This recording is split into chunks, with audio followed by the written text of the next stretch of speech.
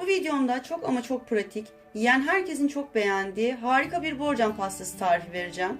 Ama tarifime başlamadan önce kanalıma abone olmayı ve videolarımdan hemen haberdar olmak için zil tuşuna tıklamayı, fikir ve önerilerinizi çok önemsediğim için bir emoji dahi olsa yorum yapmayı lütfen ihmal etmeyin. İyi seyirler.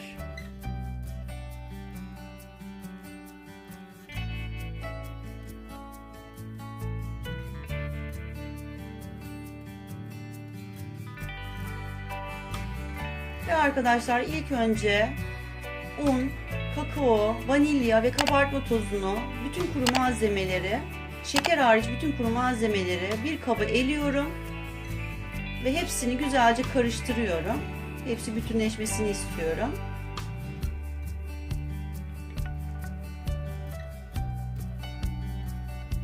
Kuru malzemeleri karıştırdıktan sonra kenara alıyorum. Yumurta sarısını ve beyazını ayırıp ilk önce ben genellikle yumurta beyazını çırparım. Bir tutam kadar tuz ekleyip bir su bardağı şekerin yarısını 3 defada ekleyerek yumurta beyazlarının tıraş köpüğü kıvamına gelene kadar güzelce çırpıyorum. Bakın gördüğünüz gibi köpük köpük oldu. Kabı ters çevirdiğiniz zaman dökülmeyecek hale gelince olmuş demektir. Daha sonrasında yumurta sarılarını kalan şekeri ekleyip beyazlaşana kadar bakın beyazladı. Krem haline gelene kadar çırpıyorum. Bir su bardağı sütü ekliyorum. Şu an sıvı malzemeleri ekliyoruz. Bir çay bardağı sıvı yağ ekliyorum. Biraz daha çırptıktan sonra mikserimi artık kaldıracağım. Ve daha öncesinde karıştırdığım kuru malzemeleri el çırpıcısıyla sıvıyla birlikte karıştırıyorum.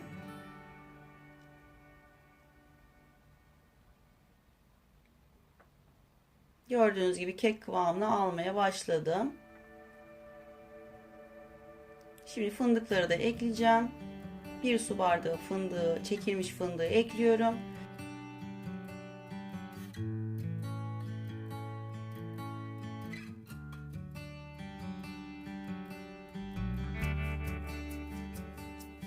Fındıkları da güzelce karıştırdıktan sonra köpürttüğüm yumurta beyazlarını bölüm bölüm ekliyorum. Bakın çok güzel kabardı.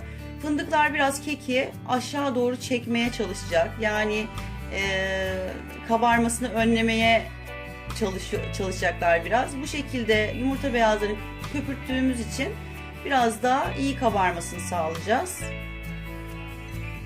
Hacmi yüksek olacak. Ve güzelce karıştırdıktan sonra borcam tepsimin sadece altını yağlıyorum. Kenarları yağlamıyorum. Biraz kek yukarıya doğru tırmanmasını istiyorum çünkü.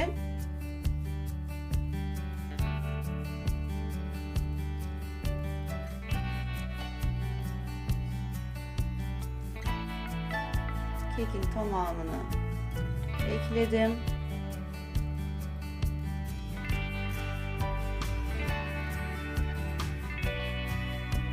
Biraz tezgaha vuruyorum.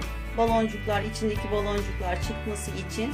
Ve ben genellikle kürdanla bu şekilde kürdanla ileri geri hareketler çizerim. Biraz düzgün kabarması için.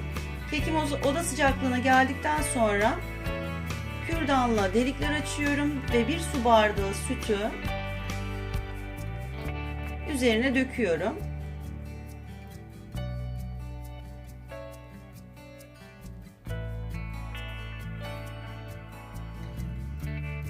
Aslında güzel kabardığı için hemen çekiyor zaten ama ben deliklerden biraz aralarına daha fazla, orta kısmına daha fazla girsin istediğim için kürdanla deldim.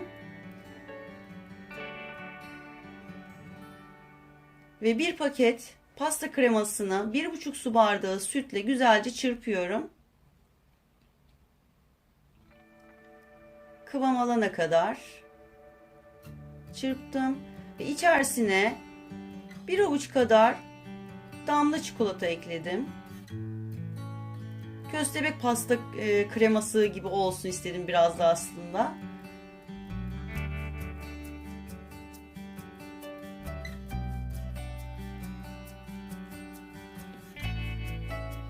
Karıştırdıktan sonra pastamın üzerine güzelce seriyorum.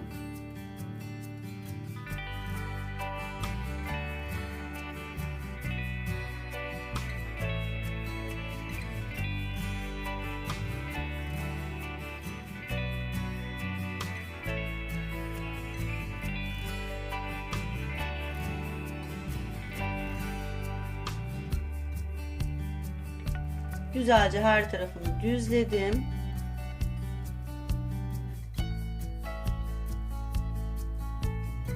Ve üzerine 200 mg krema, 150 gram çikolatayı eritip üzerine döktüm.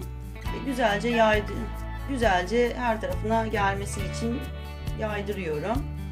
Ben üzerini süslemek için bisküvi, beyaz çikolata, karamel falan kullandım. Siz istediğiniz şekilde kullanabilirsiniz veya sadece çikolata olarak bırakabilirsiniz. Her şekilde çok ama çok lezzetli bir pasta. Bisküvileri hiç koymasanız da olur. Ben biraz fotoğrafta daha iyi çıkması için hani görsel olarak koymak istedim. İster koyun ister koymayın, fark etmez.